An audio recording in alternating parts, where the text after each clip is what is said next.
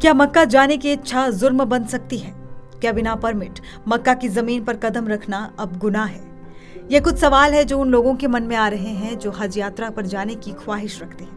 ये सवाल इसीलिए क्योंकि सऊदी अरब में इस साल हज यात्रा को लेकर ऐसे कड़े नियम लागू किए गए हैं कि अब तक करीब 2.7 लाख लोगों को मक्का में दाखिल होने से रोक दिया गया है। दूसरा सवाल ये कि आखिर ऐसा क्यों किया जा रहा है? सरकार की तरफ से दी गई जानकारी के मुताबिक ये फैसला सुरक्षा कारणों से लिया गया है। रिपोर्ट में कहा गया है कि ये फैसला हज के दौरान लोगों की सेफ्टी और ओवर क्राउडिंग को लेकर लिया गया है। कथित तौर पर यह कदम व्यक्तियों को उचित रजिस्ट्रेशन के बिना हज करने की कोशिश करने से रोकने के लिए उठाया गया है। दरअसल कई विदेशी नागरिक इससे पहले उम्रा या यात्रा वीजा लेकर सऊदी में प्रवेश कर जाते हैं और फिर आधिकारिक अनुमति के बिना हज में भाग लेने के लिए अवैध रूप से वहीं रुक जाते हैं। इससे भीड़भाड़ अत्यधिक बढ़ जाती है और उसे मैनेज करना बेहद मुश्किल हो जाता है। साल 2024 में हज के दौरान ऐसी एक घटना में कम से कम 1200 हज यात्री मारे गए थे। अब सरकार इसे दोहराना नहीं चाहती।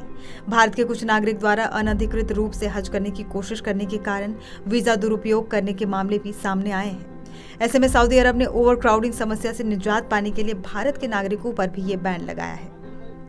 बहरहाल बिना परमिट हज करने वालों पर सऊदी सरकार $5000 यानी लगभग 4 लाख रुपए तक का जुर्माना और यहाँ तक कि देश से बाहर तक की सख्त कार्रवाई कर रही है। अब एक नजर उन नंबर्स पर जो चौंकाने वाले हैं। अब तक करीब 2,69,678 लोगों को मक्का में घुसने से रोका गया है। 23,000 सऊदी नागरिकों पर जुर्माना लगाया गया। वहीं 400 कंपनियों के हज लाइसेंस रद्द कर दिए गए। हज यात्रा जो हर मुसलमान की ख्वाहिश होती है कि वो जिंदगी में एक बार जरूर मक्का जाए, लेकिन क्या अब उस एक ख्वाहिश के लिए सिर्फ नियत नहीं, परमिट भी जरूरी है? अब तक 14 लाख अधिकृत हाजी मक्का पहुंच चुके हैं, मगर सवाल ये भी कि क्या तकनीकी व्यवस्था और सीमित परमिट के नाम पर लाखों जरूरतमंदों को रोक देना इंसाफ है?